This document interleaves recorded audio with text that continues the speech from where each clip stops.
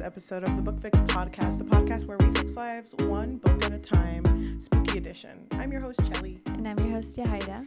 Oh my gosh, this year went by so fast. Mm-hmm. And I don't know if you feel the same, but we started the year off so strong with our reading. Yeah. Where I was kind of like, this reading goal is going to be a piece of cake. Yeah, I remember thinking the exact same thing because I remember last year my goal was 100 books. And I remember at the end I was like, oh my God, how the fuck am I going to get to 100? So I was really like stressed about it. Mm-hmm. And at the beginning of this year, 2023, I really thought that I would be ahead of the game. Me too. I thought that I would be like, I'm going to be done super early. Mm-hmm. Especially because we have, 2 episodes. 2 episodes per week, but we did start off the year very strong. But for me personally, it kind of hit like a lull around April, March. Yeah, I felt April, it. June. I think for me it was more July because I felt like I read a lot during the summer because this is the first year I've read for myself outside of the podcast. Mm-hmm. Like books that we don't talk about here, I was able to read. Mm-hmm. But my goal last year was 100 and I barely made it. Yeah. Like I literally read 10 volumes of a manga the last day of 2022. Yeah. And that's how I made it. But then I was like, I'm going to challenge myself. I made 100 easy. I'm going to try 120.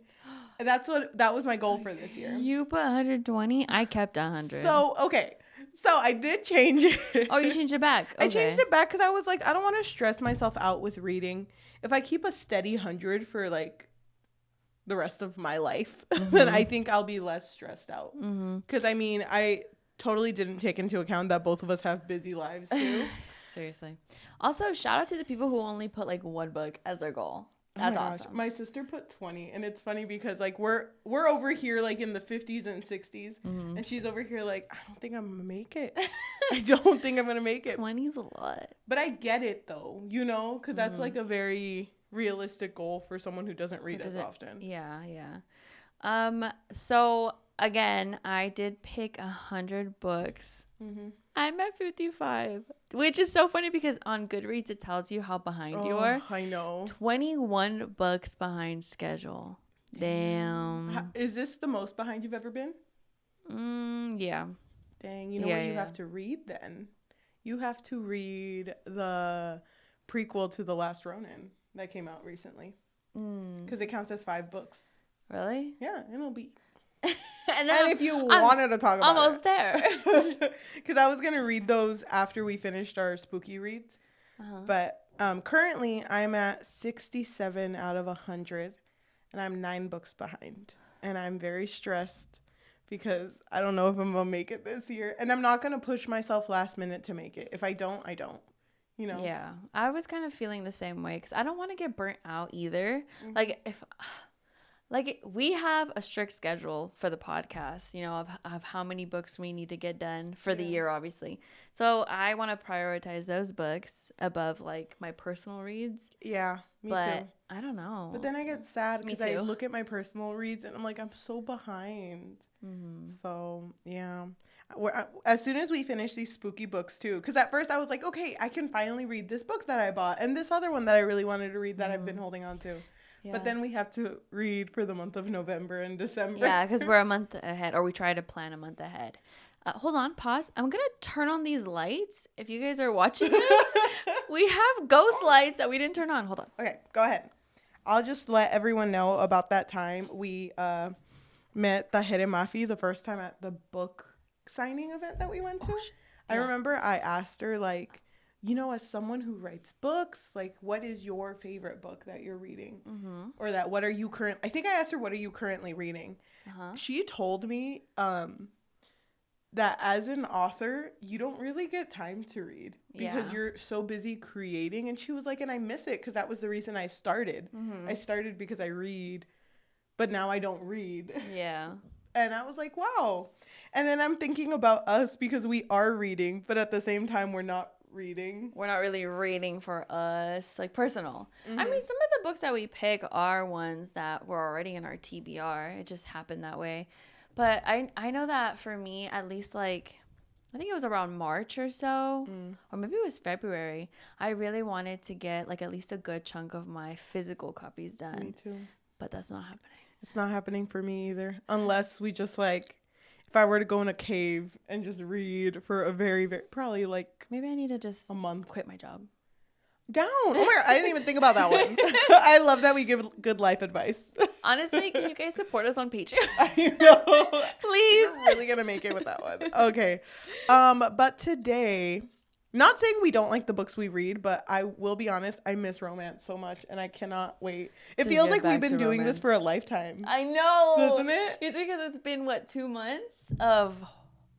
2 months of horror, thriller, a little bit of mystery. So yeah, it's been a long month. It has, but it's been very fun, very spooky. I will be honest with you. The other day, I was driving back here so that we could film. And while I was driving, I did have to call my sister because I started thinking about the one book that we talked about. I think it was last week. The one with the bathroom. Oh, we need to do something? That scared me. I have not stopped thinking about it since we've talked about it. Really? I would agree. I have not gone to the bathroom. Not once. And I got rid of our bath, actually. Yeah. Yeah, that one was definitely unsettling. It's funny because talking about it with you, I was like, shit, this is a lot. And then even going through some of the passages with you, damn. Oh my God. But today, different vibes, but also kind of similar vibes. The Devil Takes You Home by Gabino Iglesias. You have a summary. Yes. So I did write a summary for this. It's going to be semi-spoiler free. So if you guys hear it and you're interested in reading it, we would say go read it and then come back because we're going to hella spoil afterwards. Okay, so The Devil Takes You Home is about Mario's life turning upside down when his daughter Anita is diagnosed with leukemia. Unable to pay the hospital bills or keep up with the hospital bills, Mario is desperate enough to kill a man for money. After that, though, his daughter eventually does die, and he's so sickened with grief that he falls deeper into the life of crime. Oh, that is a very, very good summary. I do want to read the review someone wrote in the front of the book. And this is by Stephen Graham Jones, which I feel like we've read one of his books. I think we super familiar. Yeah. But he wrote Some Nightmares. He wrote The Only Good Indians. Yeah. That one's really good. So he wrote Some Nightmares You Wake From Just Leave You in an Even Worse Nightmare. And then Gabino Iglesias holds his hand out from that darkness and takes you home. And that, like, I read that and I was like, ooh, I don't like the cover and I don't like how that makes me feel. So this is like one of the most disturbing covers I've seen in a while. Why? Because his eyes. Oh my gosh, hold on, guys. Look at that bitch's eyes. Look at his eyes. If you're an audio listener, imagine a face with eyes. Like, I can't. It's just a white silhouette and then black eyes. Yeah. I don't like that bitch. Is that supposed to be the devil?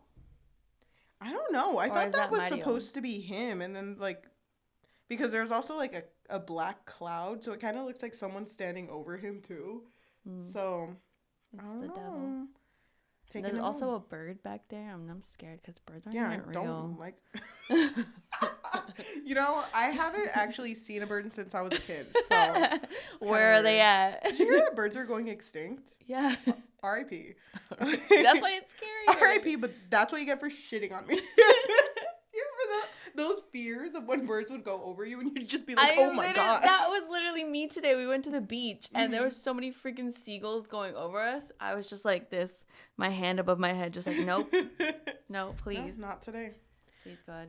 Okay, so why don't we go ahead and just start talking about this story, which I didn't expect it. I don't know if you felt the same way, but the beginning of this story up until the first death, the first kill, I should say, was so quick. Yeah, everything happened very fast. I feel like the book definitely is easy to read and for you to keep along with it.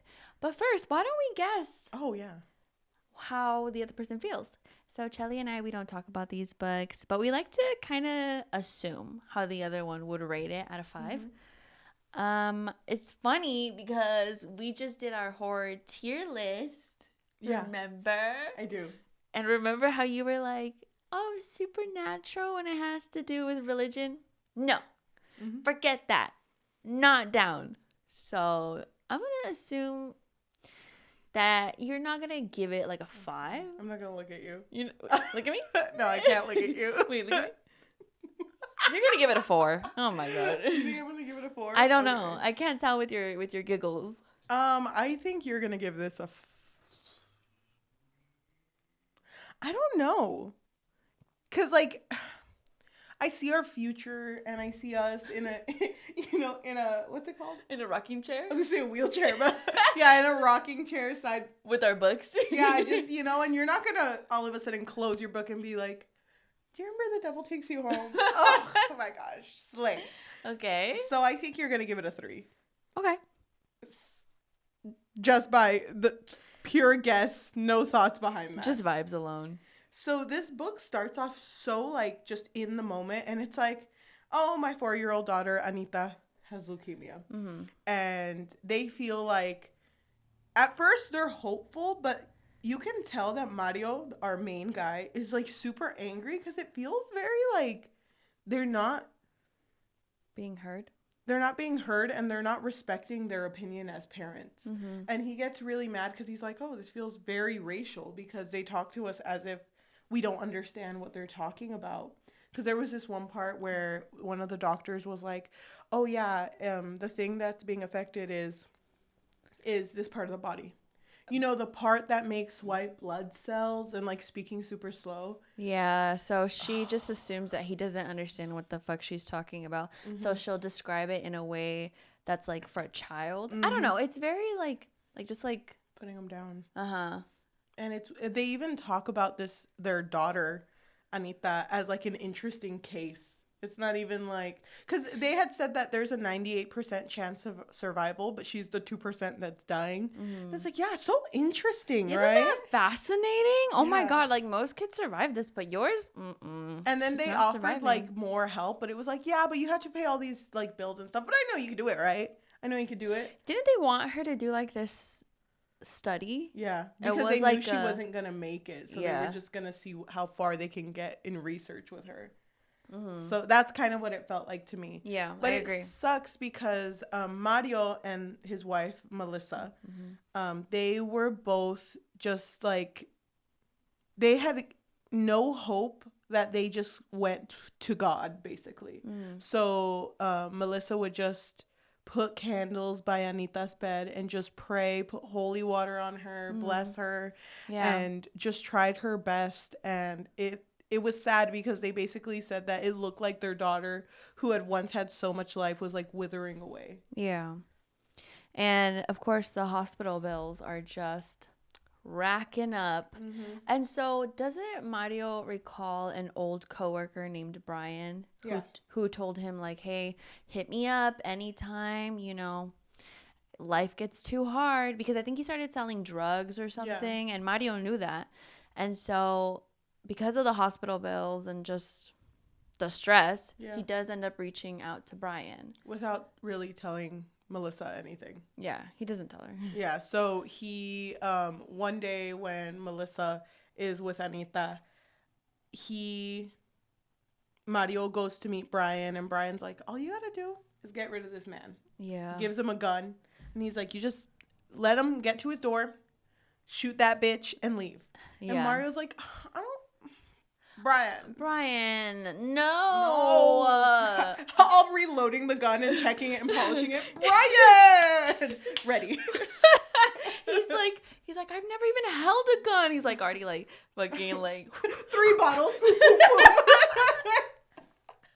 There's like targets all around them. He's like hitting everything. Frisbees. I've never done this, Brian.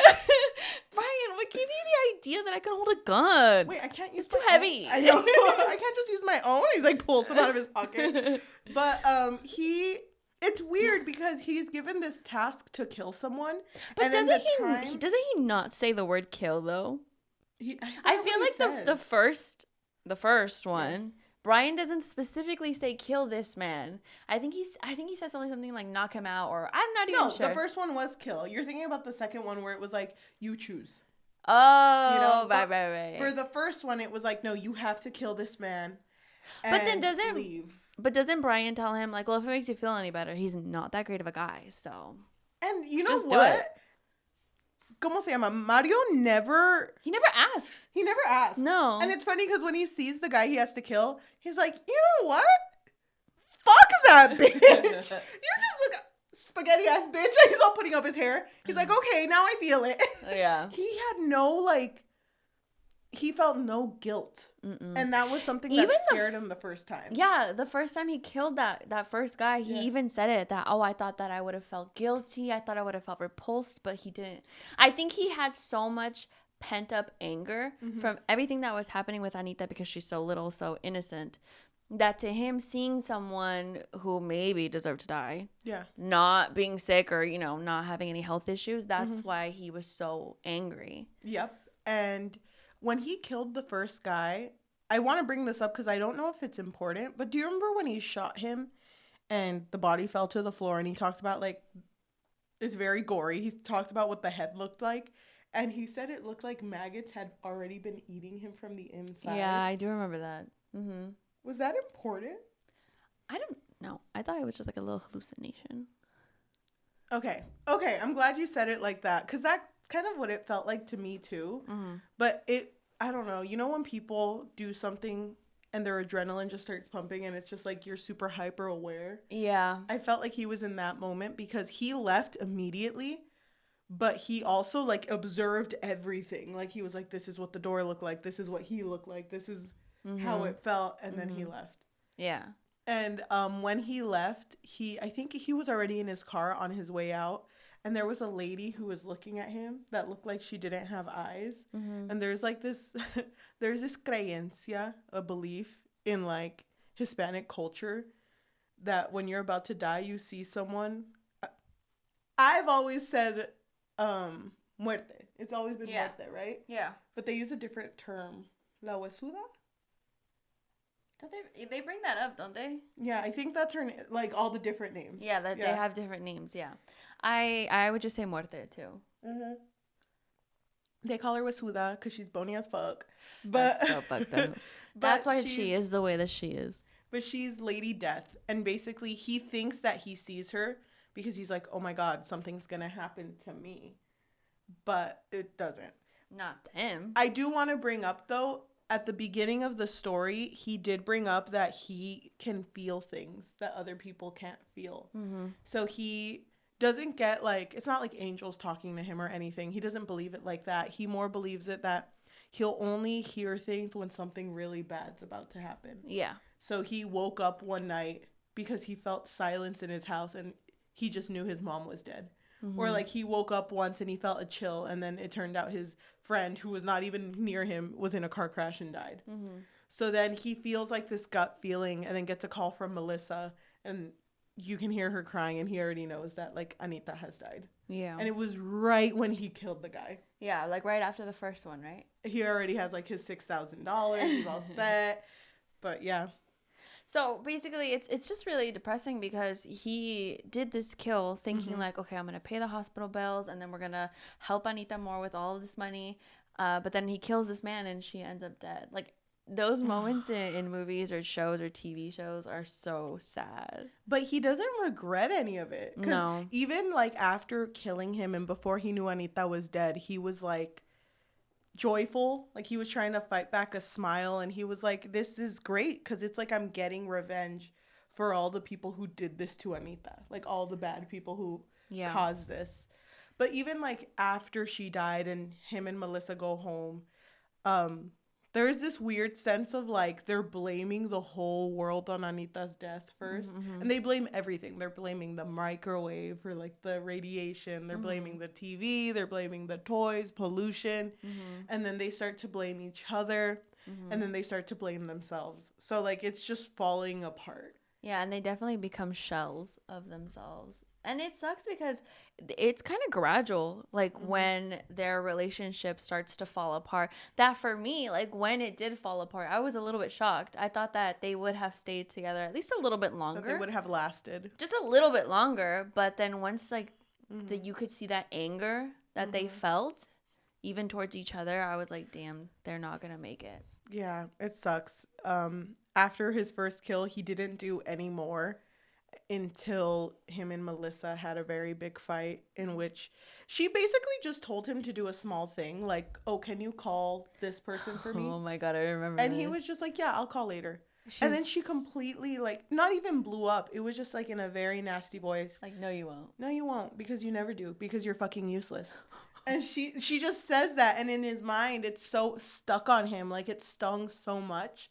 Mm-hmm. And he was, like, trying to walk away, but she was walking behind him. Probably just trying to get somewhere, too. You know, they were just trying to walk through the house. I think they were just aimlessly walking at this point, especially because I remember that part, that those words kept playing in his mind, right? And for some reason, I had to reread a little bit of that because it felt like she kept repeating it. Yeah, but he was just hearing it over and over in his head.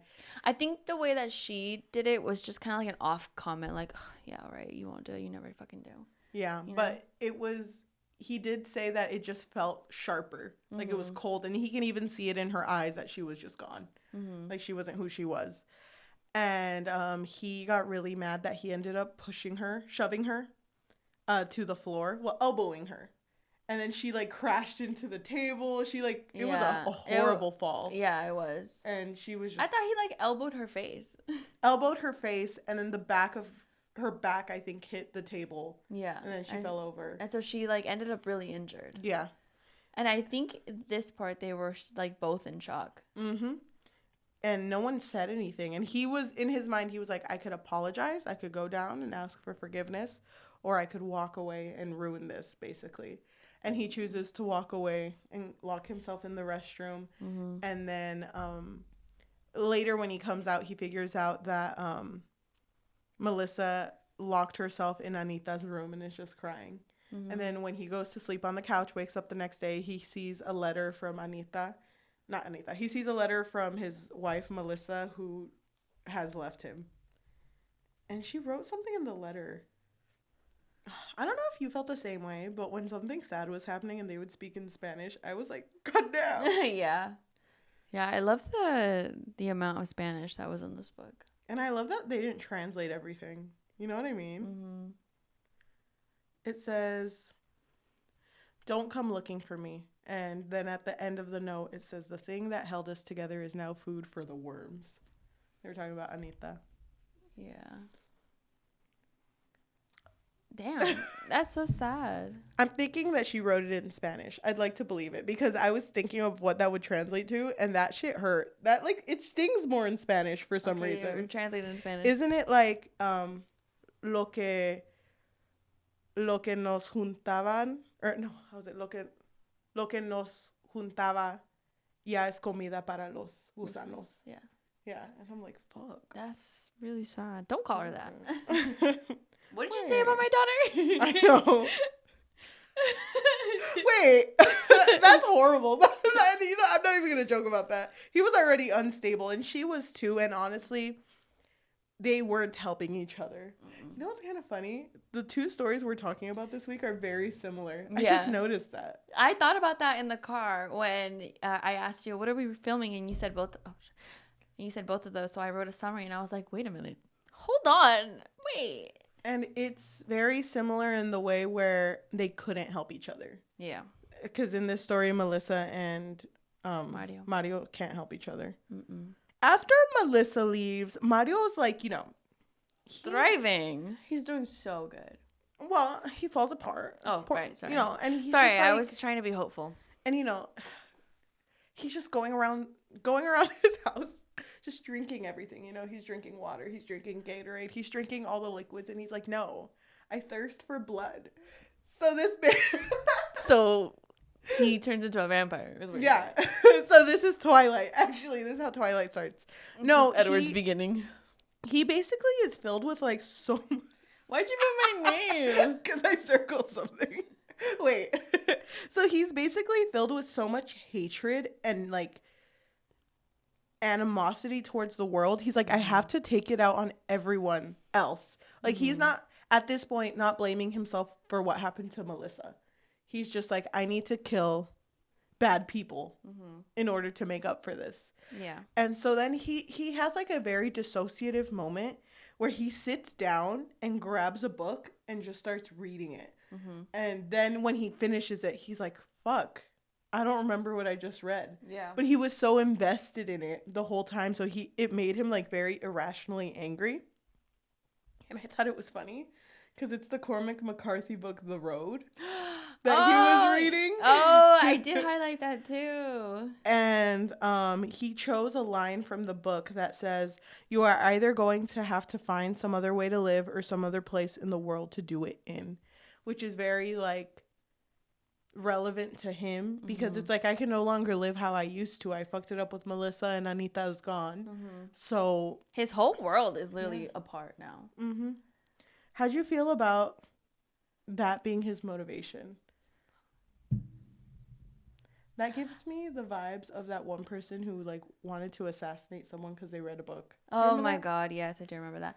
I feel like reading someone who has read the Road. Damn, I get it though.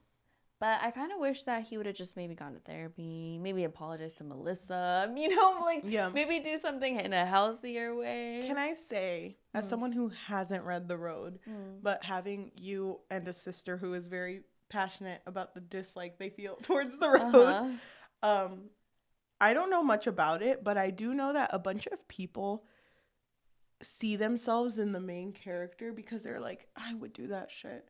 Yeah. I would do that shit. I would do anything for my son. But then the son, spoilers, the son at the end not choosing to live like his dad did, always is like, oh, I just never understood that ending. Yeah. It kind of like defeats the point of everything. So he doesn't even see that. Because at the end of that book, they choose to live in a place where you can trust others. And he doesn't trust anyone. He doesn't trust anybody, no. Which kind of is his downfall at the end. But yeah. Well, the main character is not that bright. Which I'm surprised because I thought... kind of stupid. Wait, in The Road or in... No, in this one. I did read The Road, but I don't remember it like that well, honestly. I'm surprised that the main character in this one wasn't more level-headed because I thought he would be. But then when I like sat with it for a bit... Never been level-headed. No, he never has been. He literally killed a man at the beginning. Yeah. So, God. And I do understand that this is a world in which he ran out of options. And this is the life he turned to. Not saying that, you know, people haven't... But it's sad because this is really... I don't know. It happens very often, but it's also kind of rare, right? Yeah, that's like what I was going to say. Like when you deal with a family member who goes through something like cancer or just something that's life-threatening, and then, you know, the hospital bills just rack up, and it's really sad because obviously this isn't like a foreign, you know, thing that happens to somebody. And I think Mario is also very big on, you know, being Mexican because he's of a darker complexion. Yeah. Because even in the beginning, like when he notices like, oh, these doctors are white, you know, and that's why he always mentions it too for anyone. Yeah, for anybody in the story. So to him, he feels that disparity of both races. What was my point? The fact that this happens often but is rare. Like his choice of committing a crime in order to make up for someone in his family. I mean, obviously, like, not everyone turns to the life of crime, but I can see why people would, right? And, you know, also being Mexican. Yeah. These are stories you hear, like stories of people who know people who know people. Like, there's always something that's like, well, they did it because they were thinking of someone else. So I kind of understand that. Doesn't justify what he does. No, it doesn't. Yeah. But it's just a really sad situation. But it's funny because throughout all of the people he kills with Brian, for Brian, I should say, he doesn't have to kill all of them, but he chooses to do it anyway. And every time he kills them, he's like, they were horrible people. It's like he tries to convince himself so that he feels better about the situation. But then, I don't know. Why would you believe Brian also? Because Brian would say, like, oh, they're bad people, but, like, he could easily lie about that. And Brian was also just, like, very drugged out most of the time. Yeah. You know, but he had so much like, because they were friends, he thought he has to believe in Brian. Which is funny because throughout the story, he's doing things that are slowly becoming worse and worse. But in his mind, he's like, but I'm not the bad guy. So he literally puts himself like in the heart of like mafiosos. Yeah. Right? Yeah. So he and Brian are talking one day and Brian's like, dude, we're gonna live good. We're gonna live good. Last job. I mean it. I swear these. Pinky promise. Pinky promise. You and I. Thanks, Brian. Yeah. Little kiss for good luck. But it's like, this one's the one. Yeah. This one's the one. And we never have to kill another man again. So when that conversation happens, they were supposed to meet at a bar in which Brian went late to. But there was like an instance where like there was a man there and this man started speaking in, I forget the language, but it's an African language. And Yoruba? It's something like that. Right? But. Yeah, right there. Yoruba. Yeah. So this man basically tells him like, you're going to be in some deep shit. You have to be careful. Don't trust everyone. And it's like while he's talking to this guy and Brian's like, come on, we gotta go, we're gonna go make money, whatever, let's go talk about it somewhere else. This man just disappears. But okay, sorry, I'm like mixing it a little bit. This person that he sees, is this his old neighbor? Used to be, yeah. Right, it used to be his old neighbor, right? But then wasn't there something off about him, like the way that he saw him in this moment? Yes. Or was that somebody else? No, it was this one. Because I remember he saw someone that looked like they were floating. Right? Oh, that's someone else. You're thinking of someone else. Oh, that one fucked me up. Yeah, right? But no, for this one, it was like... He was off. a neighbor who used to always call him Or, which meant friend in Yoruba. He was a man with a haunted past who had too much love for his gods and too much hatred for everyone else. So it was someone who just knew, you know? Okay. And... So he gets a warning, pretty much, like be careful. And then also, doesn't he tell him like, "Oh, you probably shouldn't be doing this." And then at the end of the chapter, he's like, "Yeah, I'm gonna go do this." Thanks, bitch, but you're fucking dead. So I think you're a ghost, so I'm just gonna go. No, try to stop me here. Try to stop me. Like, you can't. Yeah. But like. He ends up going with Brian, and they meet up with this guy whose name is Juan fucking Carlos, a.k.a. Juanca. I fucking forgot that, because I have family with, like, very variations of the name Juan. Juan, yeah. It's just a very common name, you know, Juan Gabriel, Juan Carlos. I know. I didn't want to point, so I stopped myself. You're like... I know Juan Luis's, like I know a bunch of Juans. Yeah. I love every variation of Juan. Yeah. Juanca, Juan Lu, Juanga. Yeah. I don't know why that's such a big thing in my life, but I'm just like. So you saw his name and you were like, this man right here. I contacted my family member. I was like, you're in it. You did it, bitch. But so they meet up with this man. Whose name is Juanca, who is like very scary. He's a very scary looking man, and it's weird that someone has like, I don't know what other word to describe him as, but like peppy Brian is. Like Brian is more welcoming.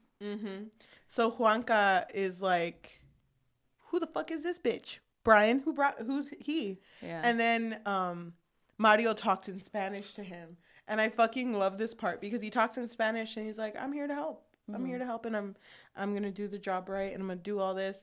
And then Brian's like, oh, don't speak Spanish too fast. Yeah, because he can understand, but not no when it's really fast. No entiendo. ¿Qué dijiste? No. He's like, mi nombre es Brian. Brian. I know, he's just everything he knows. ¿Dónde está el baño? ¿Dónde está la biblioteca? Nailed it. Right? He's like all on Duolingo. He's like, hold on.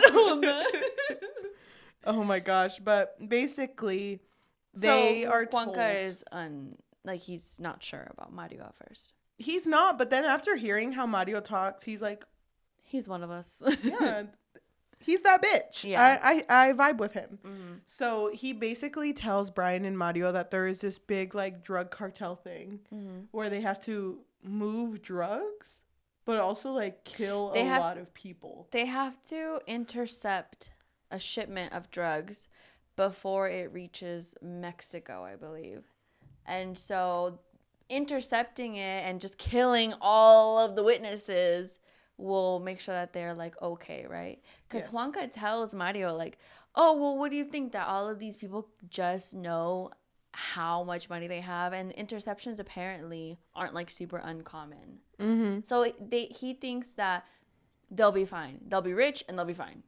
And the amount of money that they're being offered is $2 million each, which actually they don't ever say dollars. It's just 2 million each. So I'm guessing it's pesos. Yeah, right. I think so. Yeah, I would have asked straight out. Wasn't it $200,000? No, it's 2 million. They said 2 millones, and I was over here like, oh, if I was Mario, I'm already there. I'll meet you guys there. Already killed everyone. I'm just waiting now. No, he says 2 millones, 2 million. And then it's just like not that. And if I was Mario and I misunderstood it, I'd be like, oh, you mean I didn't? Wait, I already bought my yacht. Like, what do I do? It's different now, the way that pesos work. I know that inflation really fucked it up. Really fucked it up. Yeah, it really did. Shout out inflation. It's really bad right now. I think it's like 30 to a dollar now. It used to be 10, right? Yeah. Anyway. I'm sorry. We're talking about money. Hold on. So, I want to talk about one thing. The guy, dead neighbor that Mario saw that talked to him, before he had disappeared, he also said, be careful for the bad things she sent me. And I didn't know who they meant by she, if they were talking about La Huesuda or like Anita. Anita, yeah. And I just assumed it was Anita. I assumed it, and so did Mario, because he was like, wow, 2 people watching over me, my daughter and my cool ass neighbor. Right? Because that's what he thought. Cool ass neighbor. Yeah. I don't know. I just wanted to bring that up because that felt very like helping him, but at the same time, like a warning of death. Yeah, but I wish these warnings of death wouldn't be so goddamn cryptic. Like, can you just tell me what's gonna happen? Can you just like, if you're all knowing, can you just like let me know who to watch out for? See, I think he misunderstood it. I think Mario misunderstood because it says $2 million, unless they were splitting it between them 3. What's that? Oh, do the math. Carry the 7. I'm just kidding. Oh no, that makes sense because they each got like 300,000, right? Because 2 million, 2 0 0 0 and 3, that would be like a. Oh my god! You think that'd be like a 7 because 21ish, so 600,000 each. That's a lot of zeros. Oh, that's a scary number. That's the devil's number. Did they do that on purpose? Wait, no. So 2 million. Oh, divided by 5. Because remember, there was 2 guys that joined them later. Oh yeah. Divided by 5. Yeah, that makes sense. It's like 400,000. How much they got? Man, I would have. If I was Mario, I have to add that first just to make sure it's not out of context. If I was Mario and I figured out like you have to split it. Yeah, I'm like, okay, guys. To be honest, what has Steven contributed? Like, I don't even know that bitch. No, we were at dinner the other day and he ate like 3 whole meals. And did he offer to pay when it came up? No. I did. That bitch doesn't deserve his money. But so before they get into it, they decided to do a little pit stop, right? Yeah. This pit stop was fucking weird. Where I was like, I feel like I'm reading a different story, but also I think it makes sense.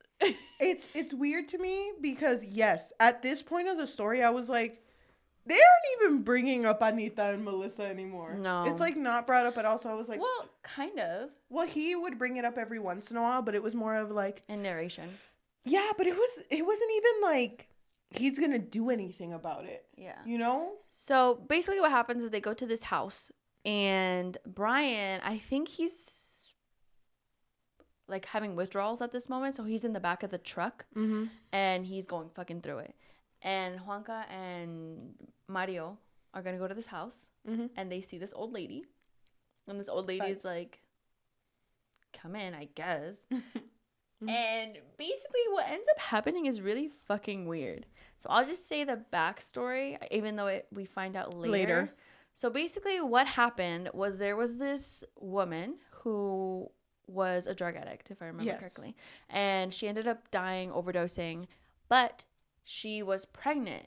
And so I think the mother or somebody saw that she was pregnant, cut out the baby, and the baby survived. And so this was deemed as like a miracle, right? Everyone was like, this is un milagro. Because basically they said the baby was already in La Huesuda's arms. Yeah. And you basically took her from that. And so because this baby was seen as a miracle, people sought out this child. Which they nicknamed Los Milagros. Right? I think so. Milagritos, whatever it was. And I think at first they would just kind of like pray to the baby, right? Or like, I don't know, like it started off very mild where they would just like be there, want to be in the presence, pray to it. So the house turned into like a religious like a place to visit. Right. Like not exactly like a church, but kind of. And so as this baby grew up, people started wanting like actual things like hair, nails, toenails. Yeah. Because they thought this was a milagro. And so bad people then ended up showing up at this place and being like, I want a whole pinky. Yeah. Because when this person took like a finger and they did some job, I can't remember exactly what it was, but they did some job and they were like bombarded by a bunch of like bullets and people were shooting at them. He did not die. And so this just kind of instigated that belief of, oh, this really is a milagro then. Yep. So now everyone would seek out this child now. And take chunks of the child. Yeah. And the mom was, like in Mario's eyes, he's like, why are they doing that to that child? Because that was the reason that Juanca and Mario went there. They went to go get like the toe of the child. And Mario was so disgusted by it. But then Juanca was like, well, she's making ends meet. That's how she pays for like, you know, everything. But then like, it's also, I don't remember how he says it or how he brings it up, but he makes a comment that's like, ¿cómo se llama?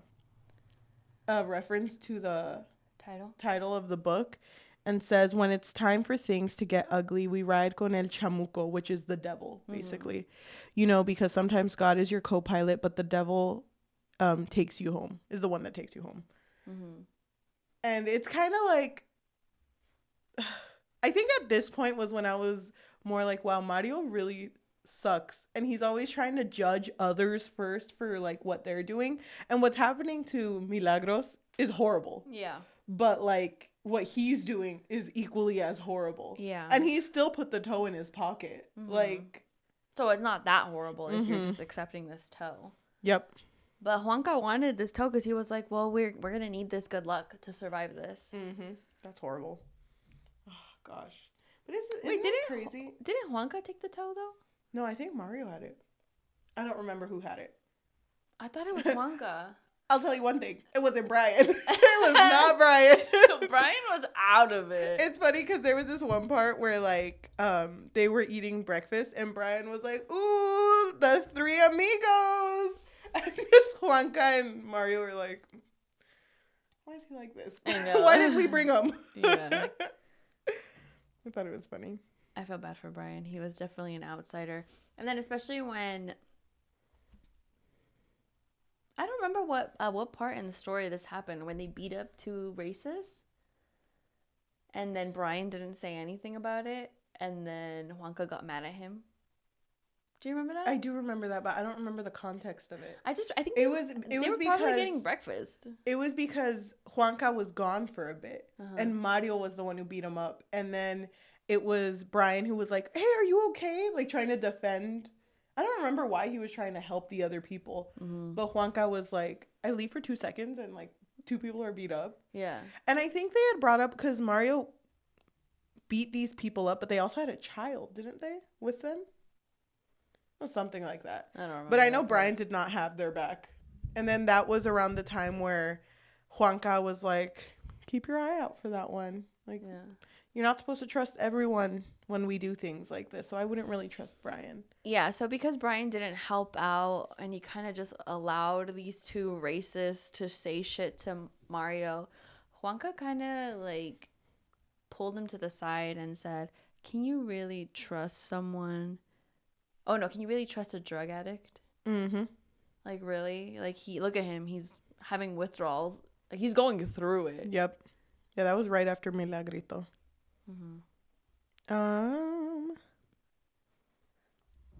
God, I know they were gonna go do a terrible thing, but just really three buddies just on a road trip.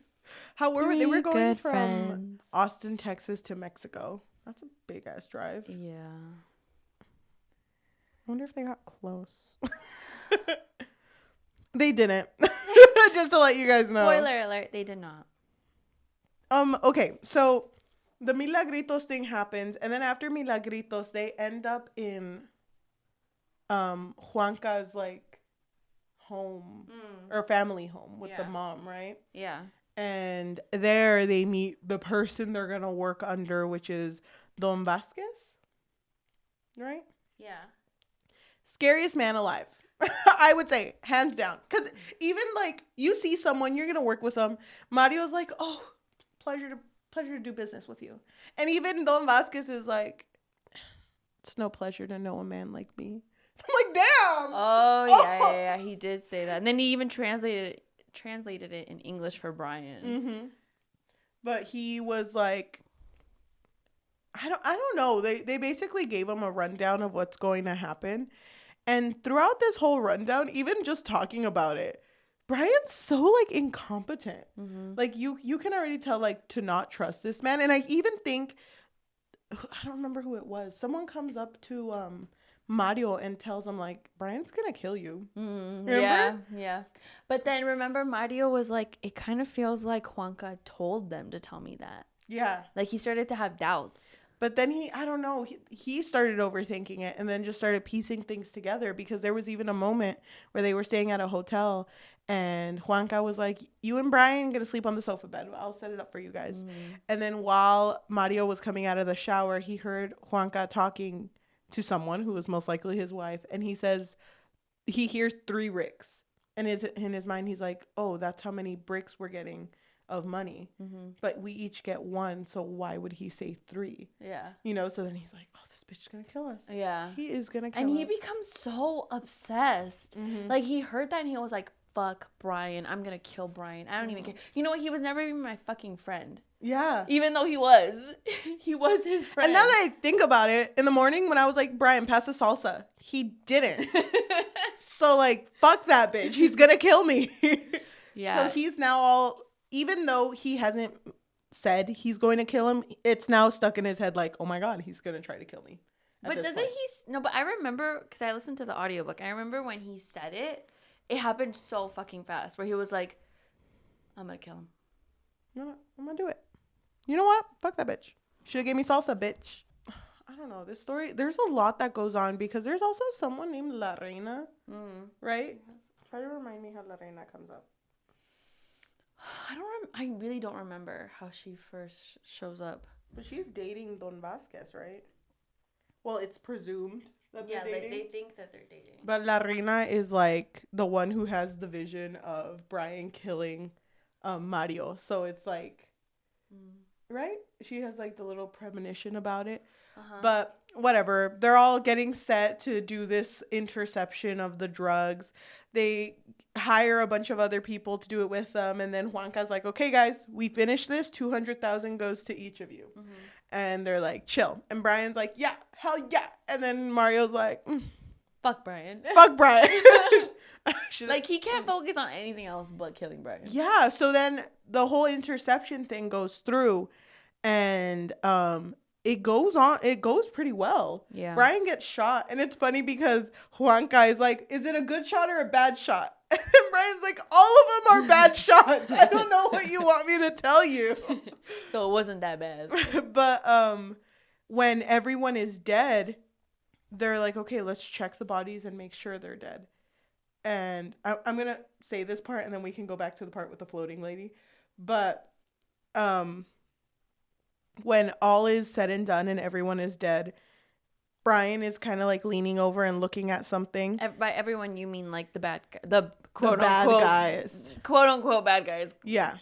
Not Mario's team, I guess. No, because they're good people. Yeah, super good. After everyone is dead, Mario is like approaching Brian, who's kind of hunched over, and he's reaching for his side. And in Mario's mind, he's like, he told me his left pocket's his favorite pocket. I know he puts his gun in there because he doesn't use a holster. He doesn't like to use a holster. He remembers that. So then he shoots Brian in the back of the head. Oh, and it's very gory. It's very gory. And he even describes like the body turns around and is looking at him, you know? So it's like, but in his mind, he's like, I had to do it. I had to do it. Okay. He was like, it was either me or him. I want to stop there for a bit because there was one person who was with them at the beginning before they did this, the big interception, where they like walked with Don Vasquez and this man and took him to Don Vasquez's crocodiles and killed him brutally. They killed the man brutally. And they did it in a way where like they held the man up to the crocodiles, let the crocodiles bite, and then they were supposed to pull him away. So it was horrible. And then when that happened, they crashed into Gloria, who was like another lady who was part of this, who like kissed the man who they had just killed, and then she threw up like black gray like thick smoke, and then she started floating. I don't exactly remember that. I don't even. It's like honestly a haze. I don't remember it either because I was like, what the fuck is happening? And it was funny because everyone was like that. Yeah. Everyone was like, what the fuck is happening? But then Brian and Mario have a conversation, and Brian's like, honestly, things that don't make sense sometimes happen. Just gotta vibe with it. You just kind of have to accept it. Yeah. Yeah. Go with the punches, as they say. But I wanted to bring that up because even when they do the interception, isn't there creatures that are there too?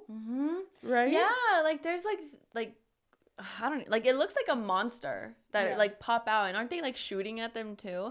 So this story just kind of feels like it's supernatural, but also not. Yeah. I don't think it is. I think it's like fake supernatural. That's why I'm telling you. I wonder if that connects with the beginning of the story with the first man he kills and the whole maggots thing. I'm like wondering how much of this is hallucinations. And I think I write that somewhere where I'm like, is this kind of like Silent Hill, the game, where it's like you see what you think you're seeing? Yeah. You know, because why does everyone treat it so normal? Like it's just so like, oh yeah, the Wasuda, I had lunch with her last week. She's just around. Yeah. She was like, I'm gonna kill you, and I'm like, slay. So good, thank God I have bills to pay. I know, thank you. But like no one questions it. But whatever. They finish the job.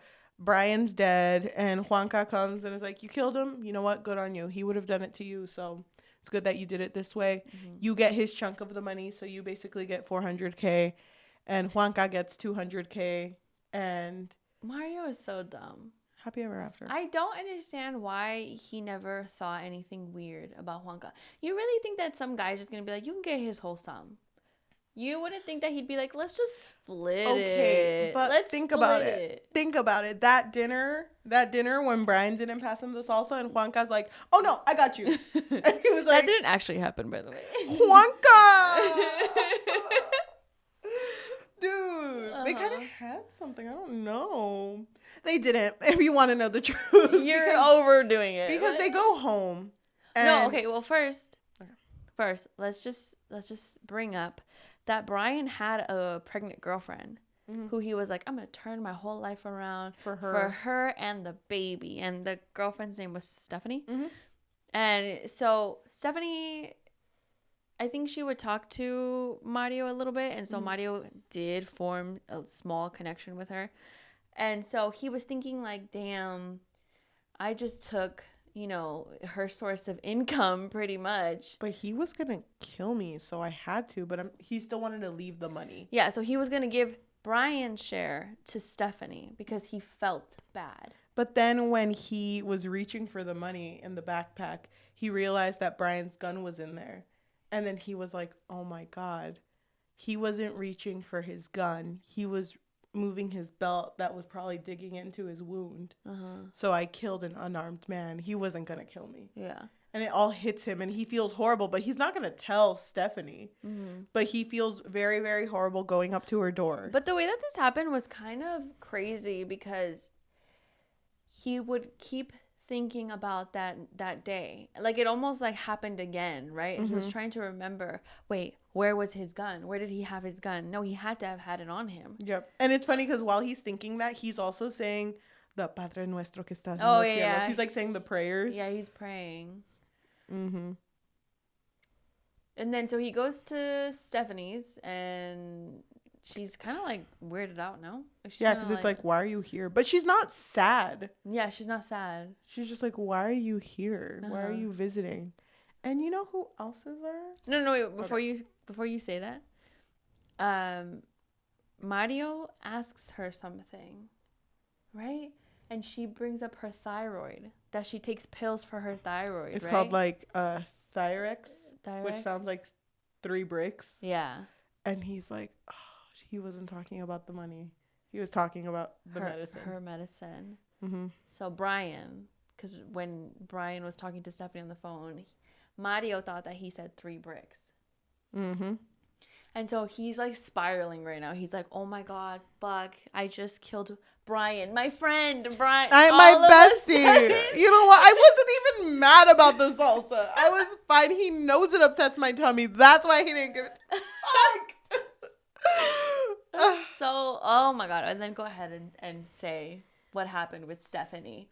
Well, Juanca's there. Good friend Juanca. And he's like, babe, Stephanie, babe, I've been with for my whole life. Mother of my child. Wait, what? Right? Because isn't that his kid? What? It is? Yes. I didn't get that part. What do you mean? Where does it say that? Well, he walks in because they're together romantically. I thought that she was just cheating on Brian. I thought that was his child. Maybe I misunderstood it. But I'm pretty sure. Well, whatever. Yeah. Fucking they were using is there, Brian. Towel around his hips because he just got out of the shower. Good for him. Ripped. Yeah. I don't actually And know. Mario's like, oh my God. Mario's like, take my share too. Mario's like, wait, I get it. I get it. I get why you did that. Yeah, fuck Brian. No, but it's basically now revealed and assumed that the only reason Juanca was like putting all those stuff about Brian in his head was because he just wanted Brian out of the picture. Mm-hmm. And then I think Stephanie shoots at Mario. Because Mario was gonna shoot Juanca. Yeah. But Stephanie was standing behind him and she shoots him. Mm-hmm. And it's like, babe, you did the right thing, babe. Love that you shot. It was either me or him, and you saved me. Yeah, I was so scared, babe. You really saved me. And then, yeah, they end up shooting Mario. And, like, it's weird because throughout this whole, like, adventure that he had going to this... Yeah, his great grand adventure. His journey with his buds. Throughout this whole thing that happened, he kept, like, looking at Melissa, his ex-wife's Facebook page to see if she would update or anything. Mm-hmm. And it was weird because didn't it seem like he thought that after this one thing he did and after he had the money, he'd be able to get his life back? It's weird because I was getting frustrated with Mario throughout the story because he would talk about Melissa as if he still had a chance with her. Like as if nothing bad happened between them. Like he'd be like, oh, when I get Melissa back. Mm-hmm. Not really accepting how they left things off, like why it went wrong, that whole like elbow in the face or whatever. Yep. Even if it wasn't on purpose, like she was still really hurt. But he regretted it though. I don't care. And I remember he kept like, but I regretted it. And he was just delusional. Yeah. And so to me, the way that he would narrate Melissa was just kind of annoying. Mm-hmm. And then at the end when he was like thinking, oh, Melissa, I just want to call Melissa. He calls Melissa. Yeah, at the end when he gets shot, instead of calling 911, he calls Melissa in hopes that she'll answer. And for some reason, it feels like he's like, yeah, she'll answer. That's my Melly. Yeah. But she doesn't. And then he just dies. But before he dies, What does he see? Oh my gosh, hold on, because I don't want to lose this. Okay. I don't know how to screenshot. I'm just gonna look at it. Wait, I'm gonna do something that's so old. Just remember the page. No, I'm not gonna remember. Hold on. Oh. He sees the about the author page when he dies. It's like, he sees a shadow creature that has morphed into something blue instead of black. It stands over me, but it is much smaller than I'd expected. Then, from its center, a figure coalesced into something gray, solid, and recognizable. An elephant with a tutu doing a pirouette. Slay. I closed my eyes Slay for a was second. not in the book. It was. And then I opened them and looked up, ready to see the face of God. But it's not. But it's not, though. But that's how it ends. And I do want to bring up, before anything, on his drive back with his bestie Juanca, before he knew about the betrayal, he's like, Juanca, can I call you Juanca? He's been calling him that the whole time. He's like, we just killed a whole bunch of people together. Can I call you Juanca? Yeah, I guess. But it's like, is Don Vasquez and La Reina actually like together? Because I thought he was with someone else. Like, I thought that was, and then he's like, oh, bestie Mario, he's actually with Gloria. You know, the lady who kissed and threw up smoke. Mm-hmm. Yeah, he's with her, and she has El Chamuco in her, which is the devil. But then it's like weird because Mario doesn't even question it. He's like, oh my, I knew there was something off. I knew it. But then he thinks like sometimes it gets inside people. El Chamuco, the devil is everywhere. Mm-hmm. So like, it's crazy to me that everyone in this story is like, it's the devil. Mm-hmm. I knew it. It's muerte. It's anything. They're like so. Yeah, but I get it though, because it's definitely in like our culture. No, it is. I know. I think if my extended family was in this, we would also be like, El Chamuco. I knew it. I knew it. Oh, I hate Wednesdays. Mm-hmm. Yeah. So, that's how it ends. How did you feel? I kind of felt like I knew he was going to die, but I wasn't 100% sure how it would happen. But I wasn't shocked. I really was not shocked when it turned out that Stephanie and Juanca were together. I wasn't shocked because I had a feeling that Juanca was doing something to get into his head. Because, again, Mario's not the brightest. No. And so when that happened, I was like, God damn it. I thought they would have been besties for life. I thought he would have been like, wait, Steph, don't shoot him. Yeah. He's my friend. Wait, I changed my mind, Steph. We had a heart-to-heart. It's a Chamuco, Steph. But, yeah, same. I thought the same. I didn't think he was going to die. I thought he was just going to live to become what he hated. Oh, okay. Like, he became the bad guy now. Because he always had this weird, like, self-righteousness. Like, I'm better than others. I'm doing this for my daughter. And then all of a sudden, nothing's for his daughter anymore. Not even the original money he got for his daughter was for his daughter. Yeah. And because he's, like, so in this, I don't think he ever paid his medical bills. I don't think so either. And it's weird that the wife just kind of left him with that responsibility to pay them. But, I mean, I don't blame her. But it was just, like, that was never handled. You're over here talking about a new life and being a changed person, but you're just as bad as everyone else. I was really sad when Brian died. Yeah, I felt really bad for him because he meant well, even if he was a little unstable. But I don't know.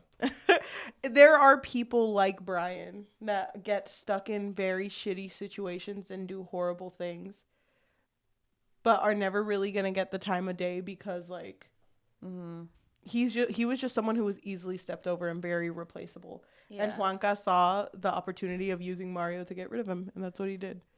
Coward. Couldn't even do it himself. I mean, Juanca? Yeah. I don't think Juanca's ever killed a man. Why didn't he just do it himself? I don't know. I think he just likes the power that he has. Now you got me thinking, like, Is that his baby? Is Stephanie pregnant with Juanca's child? I thought it was Brian's child. I don't know. I think it's Juanca's. But do you remember that part where like they had like a little vision of the baby being born and it was born deformed? Oh, yeah. Do you remember that? Mm-hmm. That part kind of scared me because I was like, what the fuck is happening? I thought that was real for a bit, and I was like, oh. But it felt kind of like it was leading. Omen. Yeah, there we go. Mm-hmm. It was leading to like, this ain't gonna end well, and I think that was what it was. It's not his. It's kind of sad because Mario had a lot of signs. You know when you say, God, throw me a sign? Mm-hmm. He had many signs. God, wait, throw me a sign I like, though. Throw me a better sign, though. It's like, don't do it, bitch. And it's like, do it? Do it? Okay. No, because that's my neighbor, and he wouldn't tell me no. He was always my yes man. But he had a lot of signs, and he didn't listen to any of them. Mm-hmm.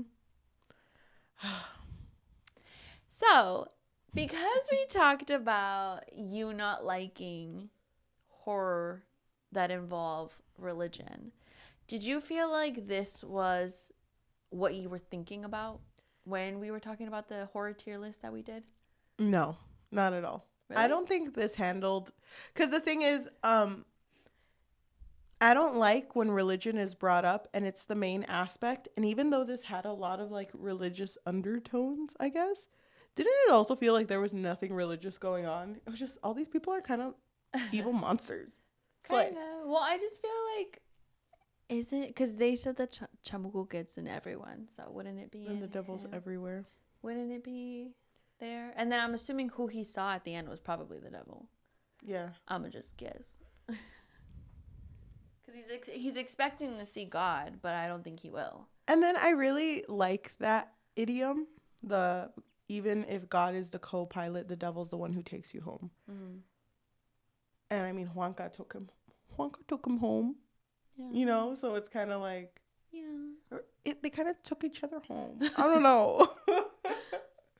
I don't know. That's I feel like this one was really heavy on religion for me, especially with the whole milagritos.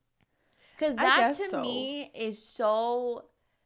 Of course, people would excuse this with religion, mm-hmm. right? Like tearing this poor child apart. Yep.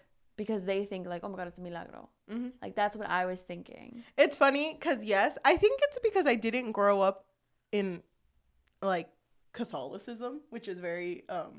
Oh yeah, you had a different one. Yeah, so you probably see it very connected to religion, but that wasn't my upbringing. Yeah, mine was very different. So I just see it more of it's creencias that people have.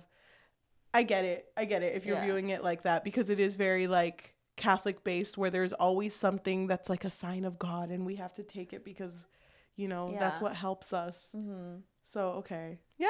I mean, then again, seeing the bad omens everywhere, mm-hmm. like with the blackened eyes or the floating person or the neighbor, like there mm-hmm. were so many signs that he got. And I feel like that would be something mm-hmm.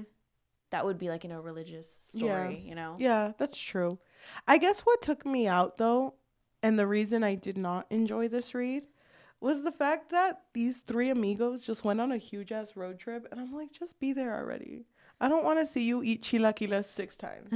And that's kind of what took me out. It wasn't even any of the religious parts. It was like, there was so much filler in these chapters. I wish they would have just done the milagritos and then the crocodile and then the last thing. Mm-hmm. But for some reason it felt so fucking long. And then I completely forgot about Melissa and Anita unless he like checked the Facebook stuff. I felt like he was so obsessed with talking about Melissa. He would always be like, but when I get her back though, which is definitely gonna happen. Yeah, but it was so different from the whole leukemia story that we started with. Yeah, no, I get that. So it felt so separated to me. And I was like, this man is so far gone. He doesn't even remember the reason why he started this. Mm-hmm. Now he's just doing it to do it. Yeah. So it didn't, I don't know. It didn't leave a good taste in my mouth. I didn't really like any of the characters at all. And like overall, I think I'd give this like a 2. Really? Yeah. I feel like I really enjoyed this story. Even though... You did. Huh? I'm glad you did. Oh. I thought you said I'm surprised you did. I feel like I agree with you, though. I do agree that there was a lot of filler that happened. Like, for me, when the whole crocodile thing happened, I'm still not even 100% sure what the hell happened. Yeah, like, or what that even is supposed to mean. Like, it was just like to show that Don Vasquez and Juanco are people filled with vengeance. Because remember, Mario is like, you could shoot a man. If you feel like you're angry at him, you can stab him. You can even stab him more than one time. Oh, I remember that part. But why? Like, there's no point to do that. To do all that, yeah. And then fucking Brian is like, theatrics, bitch. That's why. Yeah. But yeah, that was the point. But even then, it's like, why did you sit me through them eating desayuno and then doing this? Yeah. So I do agree with you, because when I started the book, I was into it. And then it kind of hit like a, I don't know, a part where I was like, okay, I don't really want to get into the story anymore. No. And then I thought about texting Cheli, like, hey, if you're not feeling this story, we don't have to do it. Because sometimes we do that. But then I was like, no, you know what? I'm deep enough where let me just keep going. And I think you said, because I think I texted you, like, how far are you or something? And you said, like, oh, I'm halfway through it or something like that. I don't remember. So I was like, okay, fine, I'll finish it. So then I think midway, it was kind of like losing me a little bit. But I don't know. And then it kind of picked up again for me. I think it was after Milagritos. Yeah. Because that was very shocking. Yeah, it was. Yeah. I was like, what the fuck? But overall, I think I did really enjoy this book. I don't know if I would read it again, but I feel like I would recommend it because it's very unsettling. And I like seeing a story where someone is so desperate to, at first it was to, help their daughter, that they're willing to do anything. Yeah. But then he, like, lost himself through it. And I just feel like it could have been done a little bit better. But overall, I did enjoy it. I'm still kind of torn on what I want to give the book. I think I'd give it like a 3.5 maybe, though. Leaning higher. Yeah, like maybe, like, I want to say even maybe a 4, like around there. You know what? Oh, go ahead. Just because I did enjoy it overall, even though it pissed me off when Mario was so stupid. You know what's something I wish that would have happened? What? Because like you said, in Hispanic culture, or I think I don't know who said it. Someone in here said it. In Hispanic culture, it's not saying that it's very, very common, but it's common enough to hear stories like this where, like, a father will do something for their family that is not morally right. Yeah. You hear these stories from friends of friends of friends. It feels like that to me. Right? Where it's like, oh, and then he received this bad omen, but then he didn't listen to it, and then look at where he ended up. Yes. There's a lot of that in Hispanic culture. I kind of wish, because there's that, and then there's, for example, like, my family, and I think your family does the same thing.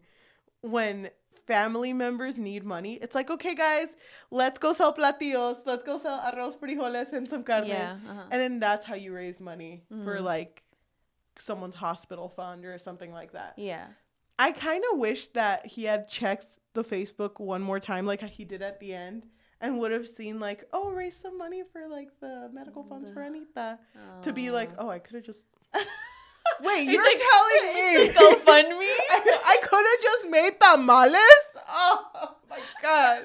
I wish you would have seen, like, oh, like, other options. I'm, like, a bad guy, aren't I? And then dies. I wish he would have had that little, like, oh. And he had it with the Brian thing. Because he felt guilty. He did. But then he didn't feel it at all with the Melissa thing. He was just kind of like, oh, here I go, God. I'm ready. Never committed a sin. Oh. Don't look at the Brian one. Those don't count. I said I'm sorry. I don't remember. But I feel like that's what happens to people. Like, they get so... and their morality gets so warped that he doesn't see himself as a bad person. Isn't it kind of funny, though, that these are the people, like Juanca is a very good example of it. These are the people who are the most religious. It's always like that. Yeah. And the fact that Juanca's like, no, it makes sense. It's the devil in all of us. That's why we're like this. And it's like, no, you need therapy. It's not me. It's the devil. Juanca. Can I call you that? Can I call you Juanca? You suck. Like, no, they don't take accountability for what they're doing. It's just like, no, it's just like that. Yeah. That's just how the world works. That's just life. Yeah, we've all done bad things. I mean, might as well. Amen. Okay. I agree 100% with you. I just feel like it's always the worst people who are always trying to justify their actions with religion. And it's like for someone like Mario to be like, no, I'm not bad God, I swear. I'm a but nice you're over guy. here like fucking basically working for mafiosos. Like, hell no. I think also just the fact that the way that this was painted as like, oh, this is the last thing that we're going to have to do and then we're all good. We're all going to live very lavishly. Yeah. Which I don't think they have enough money for that. No, because $200,000, I think that's not even enough to cover the medical funds. No, of his chemo stuff. He didn't even have insurance, which that's just as bad. Yeah. So, I don't know. I don't know either. Thank you so much for everyone who's listening to us in audio form, whether that be Spotify, Apple Podcasts, Amazon Music, or anywhere you get your podcasts on. Thank you so much. If you can leave a rating of 5 stars. 5 stars. That's not a lot to ask for, right? No, I don't think so. And if you can leave a review too. We're already all set up for our spooky books. We're reaching the end of October. So... And I never thought I would be so excited. I know. It's funny because I don't know if you felt the same way, but it was like, okay, I love romance, but it was just like, okay, romance, yeah, fake dating, arranged marriage. I think we should start like adding more of a variation, not just romance. That was kind of our goal for the beginning of this year because we had like, okay, let's start with arranged marriage and then we'll read this. So you're right. We should put variation of what we read, but not just like romance tropes, more like I mean thriller. Don't get me wrong. I love romance and I miss it. And that's our first book is gonna be a fake dating. I don't know about that yet. But please recommend us books that are preferably not spooky ones right now because I'm all spooked out. For us to start our November with, because that would be amazing. If you are watching us, if you have extra money and you would like to support us, what can they do? So we did make a Patreon, and for right now, it really just serves as a way to let us know that you really enjoy what we do here. You can find us on patreon.com/bookfix.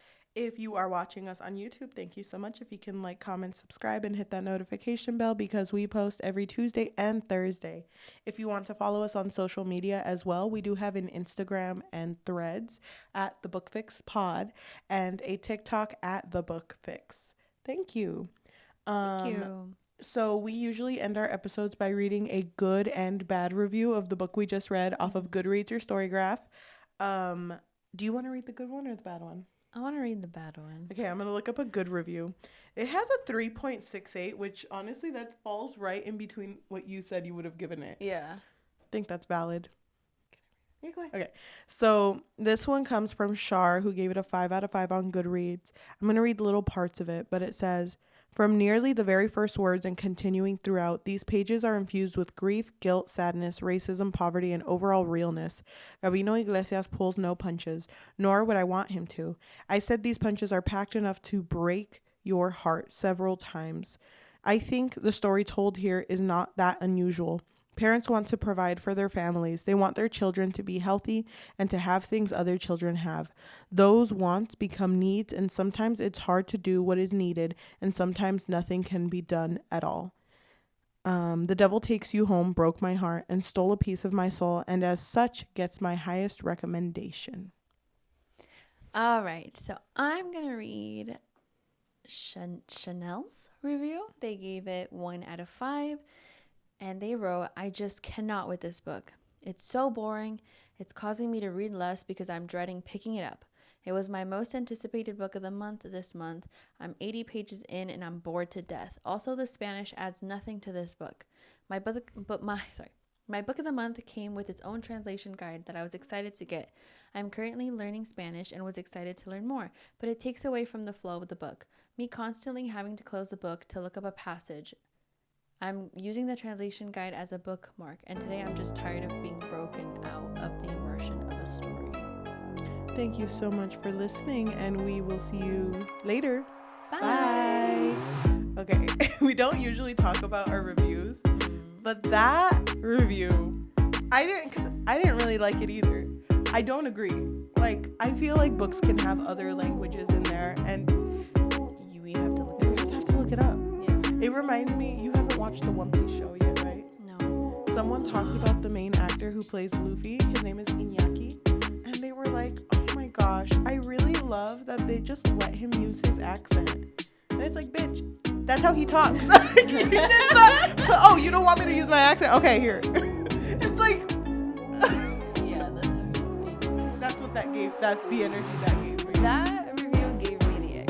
Yeah. Because, okay, valid if you don't want to take the extra step and figure out what the author is saying within, that sentence. But at the same time, if you really want to get the whole,